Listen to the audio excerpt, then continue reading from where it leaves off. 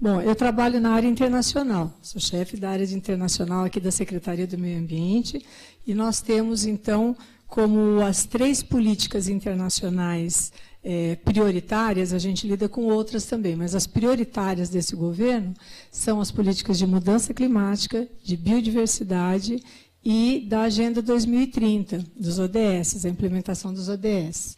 Oba, entrou, espera aí. A próxima. Isso que eu estava falando.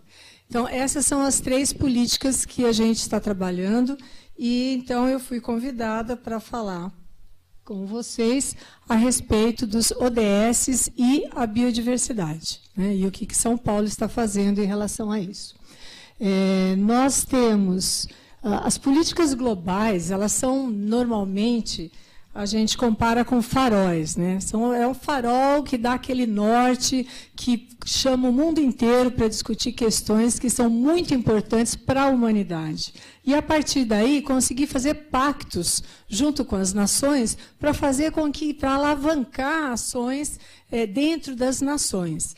As nações assinam, dentro das conferências com a ONU, assinam os acordos, né?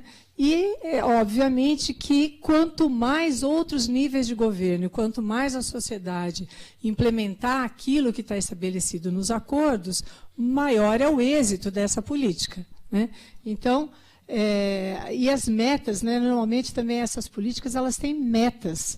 E as metas, elas são um instrumento muito importante para orientar, que essas metas normalmente trazem métricas também para poder medir o quanto que aquele país está avançando dentro daquela política, né? Então, seja uma política de biodiversidade, de mudanças climáticas, ou a política dos Objetivos de Desenvolvimento Sustentável, enfim, qualquer uma dessas políticas internacionais tem esse objetivo, né, de fazer os pactos e alavancar a sociedade, empurrar a sociedade como um todo para caminhar dentro daquela política. Na Cúpula das Nações Unidas sobre o Desenvolvimento Sustentável de 2015, então, foi estabelecido, foi adotada uma agenda de desenvolvimento sustentável para a ação da comunidade internacional e dos governos nacionais na promoção da prosperidade comum e do bem-estar para todos ao longo dos próximos 15 anos. Então, foi feito em 2015, a data limite dela é 2030. Então, transformando o nosso mundo, a Agenda 2030 para o desenvolvimento sustentável. Foram estabelecidos 17 objetivos do desenvolvimento sustentável. Teve muita discussão nessa época, porque antes disso a gente tinha os objetivos do milênio, eram 8, né? E 8 que já tinha uma dificuldade de atingir. E quando foram estabelecidos 17, aí todo mundo começou a reclamar ainda mais. Mas eu acho que fica muito claro, né, a gente entender por que esses 17, deixa eu passar mais um aqui. Porque o principal objetivo dessa política é acabar com a pobreza. E acabar com a pobreza, erradicação da fome, com dignidade para as pessoas, isso não é uma política que se resume a um objetivo, a 2 objetivos. Verdadeiramente, tudo que está aí, esses 17 objetivos, eles têm que estar coordenados para que realmente a gente consiga erradicar a pobreza, consiga erradicar a fome no Brasil, no mundo, né? Essa é uma das políticas que eu considero das mais audaciosas e que realmente tem um papel fundamental.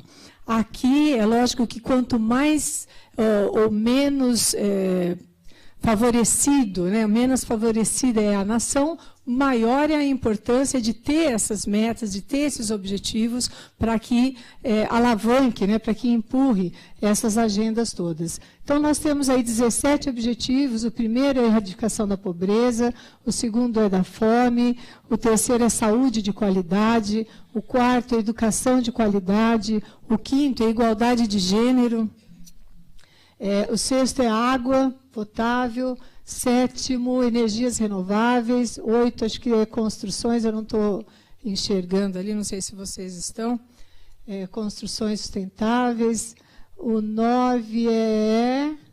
Alguém enxerga aí? Isso mesmo, inovação em infraestrutura. O 10º,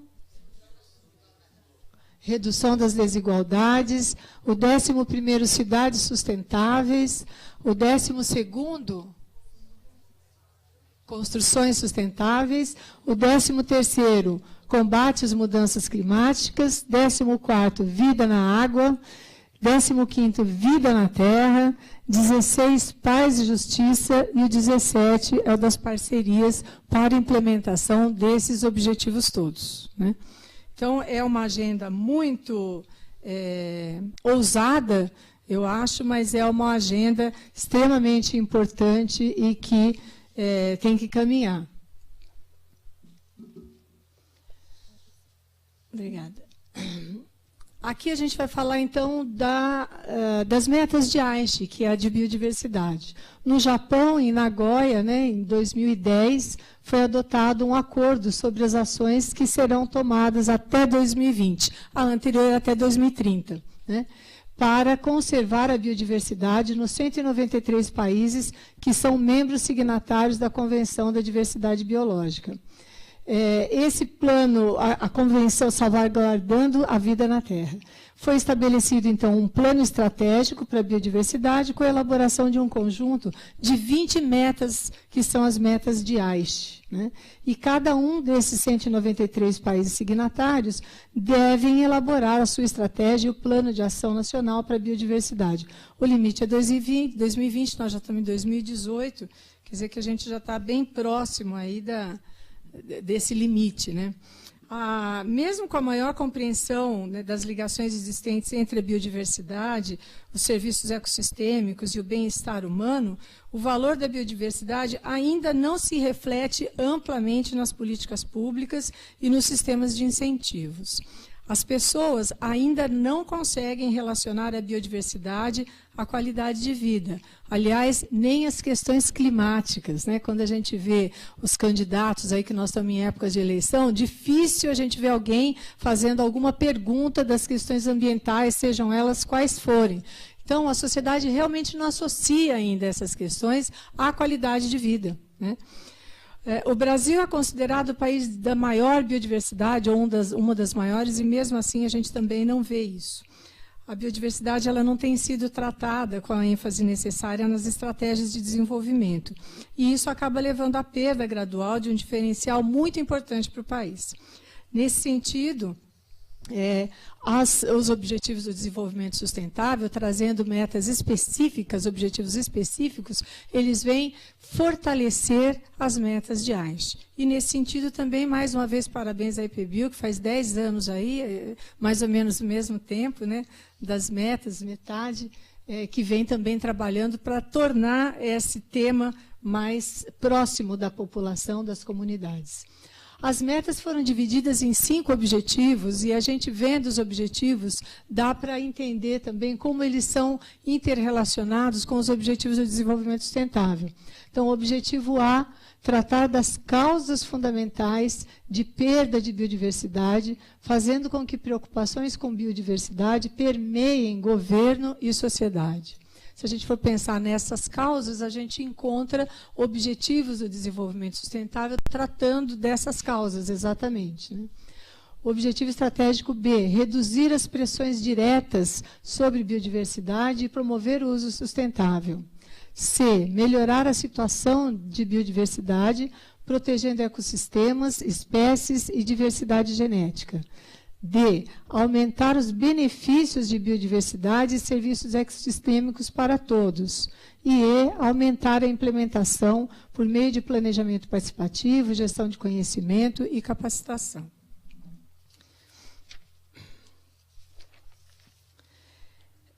A gente, quando observa isso, a gente percebe, então, a inter-relação com os Objetivos do Desenvolvimento Sustentável. Existem alguns objetivos que eles são muito diretos, né? Por exemplo, vida na água, conservação e uso sustentável dos oceanos, dos mares e dos recursos marinhos para o desenvolvimento sustentável. E ele é o número 14, e aí tem algumas metas. 14.1, até 2025, prevenir e reduzir significativamente a poluição marinha de todos os tipos, 14.2, até 2020, gerir de forma sustentável e proteger os ecossistemas marinhos e costeiros para evitar impactos adversos significativos. O 3, minimizar e enfrentar os impactos da acidificação dos oceanos, inclusive por meio do reforço da cooperação científica. O 5, tem vários, eu pus alguns. Conservar pelo menos 10% das zonas costeiras e marinhas, de acordo com a legislação nacional e internacional e com base na melhor informação científica disponível. Então, este próximo, que é o Vida na Terra, então aquele que é 14, Vida nos Oceanos, e o 15, Vida Terrestre, que é proteger, recuperar e promover o uso sustentável dos ecossistemas terrestres, gerir de forma sustentável as florestas, combater a desertificação, deter e reverter a degradação da terra e deter a perda de biodiversidade. Neste também, se vocês forem olhar todas as metas, elas têm um alinhamento perfeito com as metas de Aichi, né? Então, aqui só falando de algumas, a preservação dos ecossistemas terrestres, das florestas, da biodiversidade, são o tema deste ODS.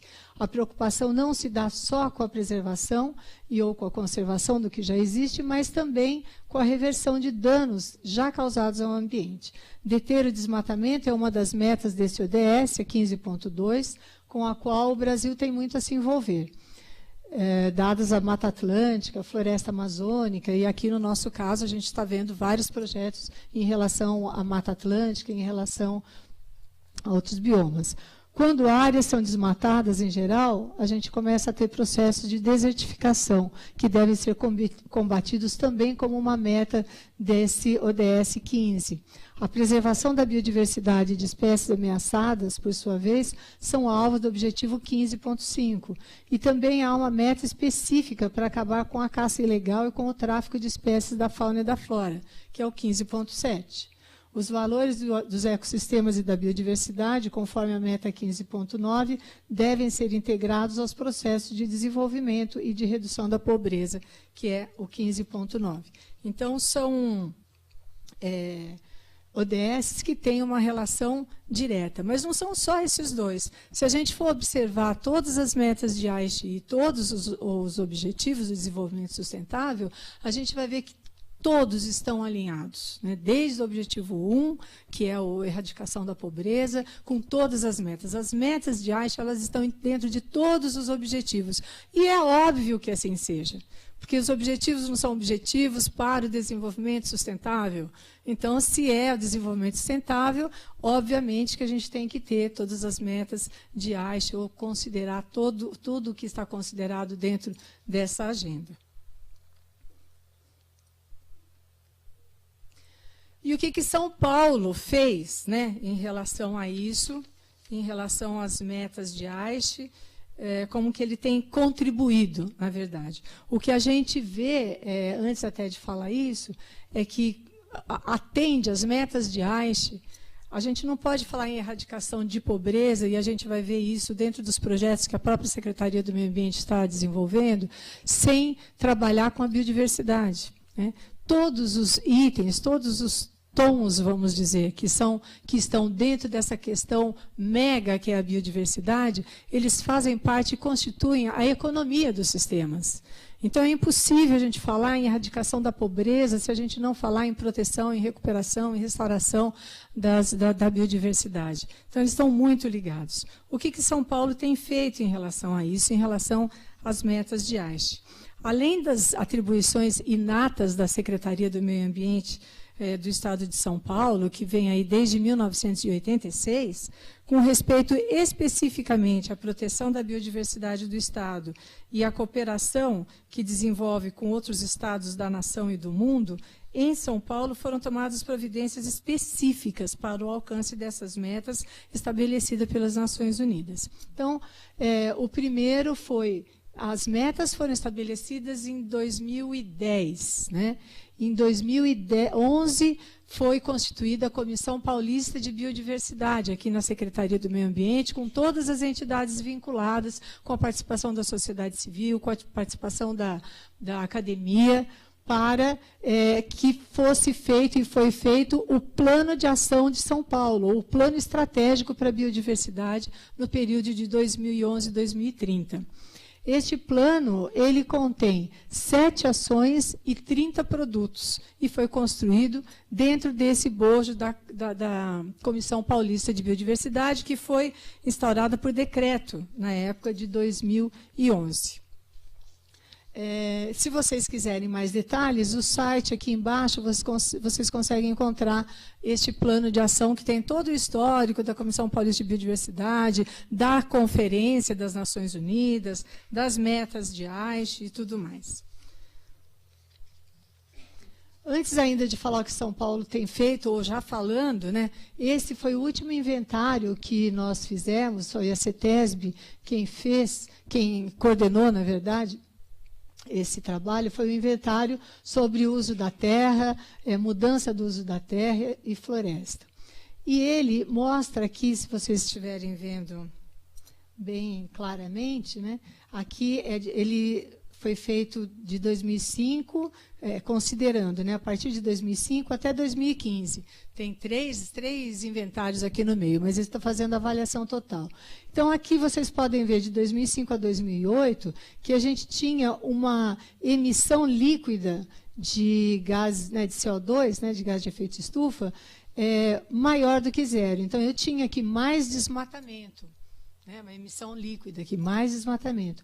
A partir de 2008, a gente começou a ter uma emissão líquida negativa nesse sentido, o que mostrou que o desmatamento estava menor do que estava nos anos anteriores. Então, a partir de 2008, e isso no último inventário ficou ainda maior, o que dá para ver claramente nesse gráfico aqui também. Então, aqui a gente tinha um desmatamento e uma emissão de CO2 devido a esse desmatamento, e a partir de 2008 isso começou a diminuir, né? O que mostra, então, que a partir de 2008 o Estado passa a não ser mais um emissor de CO2, mas sim um absorvedor, né, de CO2. Né? E isso, lógico, é uma excelente notícia. Lógico que se a gente olha para o estado de São Paulo, a gente vai falar também não é muita vantagem. Né? O nosso modelo de desenvolvimento econômico acabou fazendo com que praticamente a gente ficasse só com essa parte aqui de vegetação nativa, que equivale mais ou menos a 17% dos 80% que cobriam o estado de São Paulo. Ou mais ou menos também, se a gente fala que é mais ou menos 1/5 aqui do estado ficou com mata nativa. O resto ficou com alguns fragmentos, mas fragmentos pequenos e que de difícil conectividade. Né? Esse estudo levantou esses números. Então, praticamente 17% em 2009, 2001 era 13,9%, mas não dá para a gente falar exatamente que houve esse aumento, porque aqui também houve uma melhora muito grande de tecnologia. Então, a gente tem hoje uma tecnologia muito mais avançada que consegue medir os fragmentos, que consegue medir coisas que não dava para medir aqui. Então, embora a gente esteja trabalhando bastante na restauração, a gente estima que isso está melhorando, não dá para afirmar nesse intervalo aqui que houve essa melhora tão grande, né, por causa das novas tecnologias. Mas, por conta disso, então, o Estado de São Paulo acabou se tornando um grande Estado restaurador, né, já que nós ficamos aí praticamente com 4/5 do Estado para restaurar, né, e 1/5 do Estado ainda coberto com vegetação nativa. Bom, e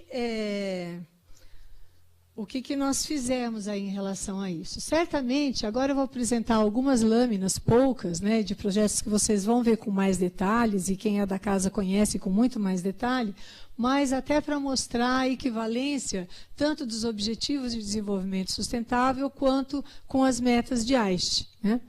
E aí, na verdade, essas lâminas agora respondem a seguinte pergunta: o que São Paulo está fazendo dentro dessa ideia de São Paulo como um grande estado restaurador? Nós estamos utilizando de várias estratégias, porque restaurar 4/5 do estado não é fácil. A gente precisa de muito projeto, muita parceria, né, e muita criatividade também. Este projeto, eu acho que vocês já conhecem, é o projeto Nascentes, é um projeto super importante, que nasceu aí na época da nossa crise hídrica, em 2015, para a proteção das nascentes, né?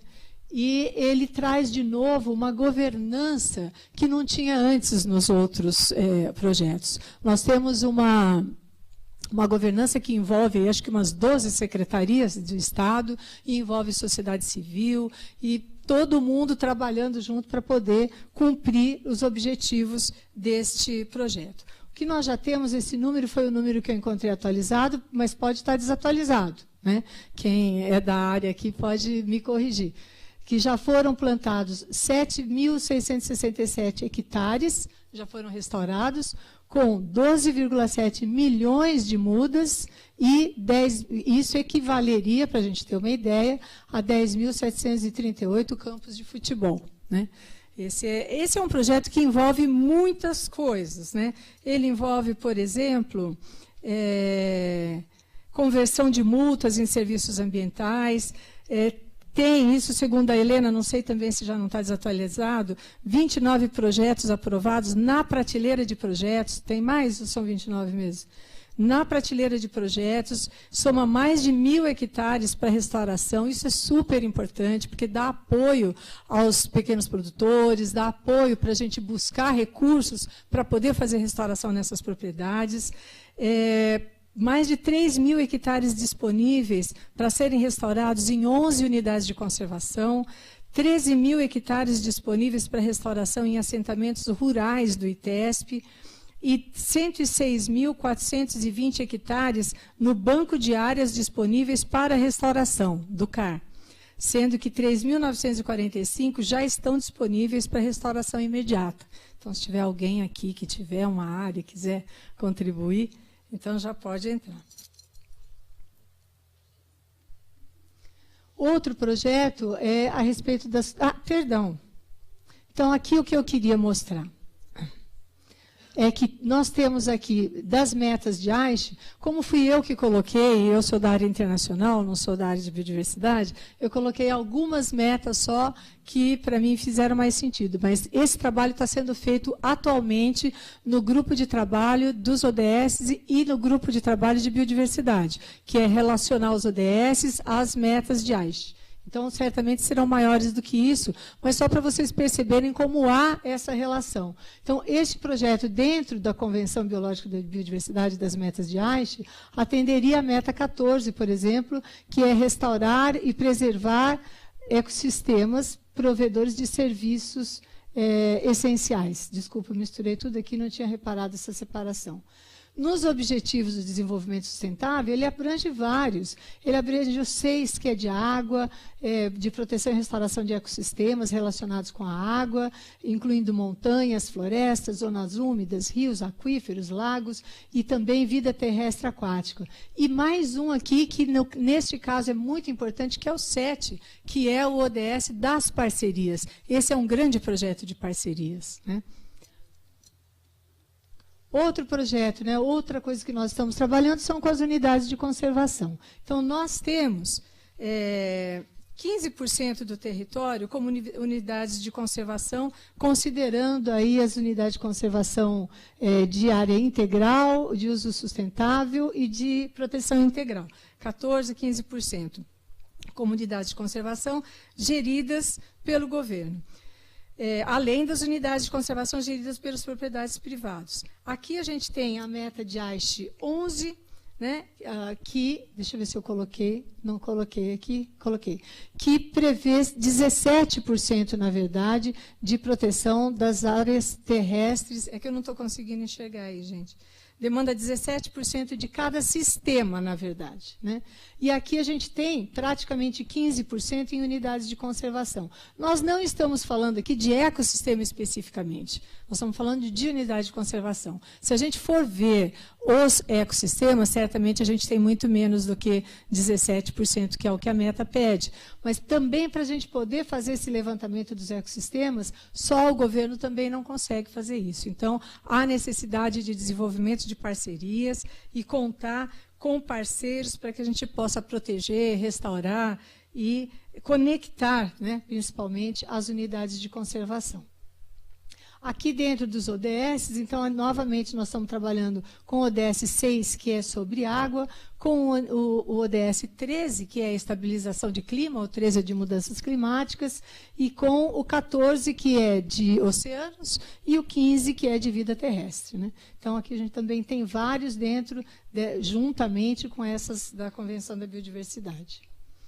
Outro projeto que também São Paulo está fazendo é esse Conexão Mata Atlântica, que foi falado um pouco hoje cedo aqui também. O Danilo, aliás, falou, acho que quase todos rapidamente, mas é um projeto que trabalha muito com pagamento de serviços ambientais. E pagamento de serviços ambientais, também não vou entrar no detalhe desse projeto, que vocês vão ver em outros momentos, mas pagamento por serviços ambientais está ligado diretamente à erradicação da pobreza, né? Porque trabalha para que os proprietários tenham condição de manter as suas áreas, né? Além de todas aquelas outras que eu levantei. Este projeto, que é o projeto de Florestas Paulistas, ele é um projeto que alia a situação econômica, né, o desenvolvimento de modelo de floresta com finalidade ecológica e econômica, como uma estratégia para induzir a recomposição da vegetação em áreas prioritárias para a conservação da água e da biodiversidade. Então, aqui também nós temos vários parceiros. Então, aqui, de novo, 7 das parcerias, mas também vida na terra, vida na água, estabilização do clima, erradicação da pobreza. Todos esses ODS estão dentro desse projeto, talvez até mais, né? Fora as metas de Aichi também. Esse também é um outro que também trabalha com parcerias, são os protocolos ambientais do setor sucroenergético, do etanol mais verde. Esse protocolo é aquele que traz todos os donos, né, de usinas e os fornecedores com obrigatoriedade de fazer a recomposição da mata ciliar de todas as áreas, né? Se vocês lembram que 1/5 do estado a gente tem vegetação, nos outros 4/5, eu não mostrei esse mapa para vocês, mas praticamente os outros 4/5 são áreas boas para plantação de cana. E a gente tem quase que esses 4/5 com cana e com usinas. Então, essa parceria é uma parceria extremamente importante, porque trouxe esse setor para trabalhar com a gente na restauração dessas áreas todas. Bom, as lições aprendidas, né, são que, apesar do Estado ter todas essas iniciativas, ter diagnósticos e levantamentos, a gente não tem condições de trabalhar em todos esses projetos sem a participação de outros setores, sem os empresários, sem os proprietários de terra, sem a sociedade civil. A gente precisa de todas essas parcerias para a gente fazer a restauração do nosso Estado de São Paulo. Quantos minutos eu tenho ainda? 8. Bom, eu terminei o meu tempo e agora, dentro do combinado, eu vou apresentar mais 2 projetos para vocês que não são da Secretaria do Meio Ambiente, mas são projetos onde a gente também tem uma participação, que é um projeto internacional. Esse se chama Áreas Protegidas Locais, eu acho importante que todo mundo conheça, e ele está acontecendo na Colômbia, no Equador, no Peru e no Brasil. Dentro desse projeto, ele levanta qual é o problema das áreas protegidas locais, ajuda os governos locais, os municípios, a entender a importância de ter unidades de conservação municipais e como geri-las, né? Isso é muito importante. Então, como que ele trabalha? Fortalecendo as capacidades de governança em nível local, promovendo o reconhecimento do papel dos governos municipais pelos marcos legais e institucionais e divulgar os benefícios que essas áreas protegidas e de outras medidas de conservação locais e desafios da sua gestão fazem dentro do município, né, dentro do microclima. Tanto um quanto o outro tem uma série, né, tanto atende uma série de metas de Aichi, como atende também vários objetivos de desenvolvimento sustentável. Esse é um outro projeto que a gente participa indiretamente também. Ele está sendo implementado no Brasil, na Tanzânia e na Índia. E aqui no Brasil é em Campinas que ele está sendo feito, né? Qual que é o objetivo dele? Também tem várias metas atendendo, de Aichi, e também vários objetivos. Perdão. Então, o objetivo é apoiar as regiões metropolitanas, aqui no caso, a compreender o potencial da biodiversidade e dos serviços ecossistêmicos. Reconhecer a biodiversidade e os serviços ecossistêmicos dentro de uma agenda intersetorial, implementada em sintonia com a estratégia e plano de ação nacional para a biodiversidade.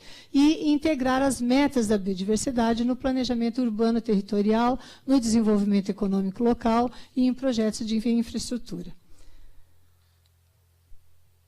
Bom, é isso que eu queria mostrar para vocês, dentro tanto da nossa área de atuação e como a gente também participa desses outros projetos em nível internacional. Muito obrigada, fica aí o e-mail à disposição. E agora, você que vai chamar ou eu?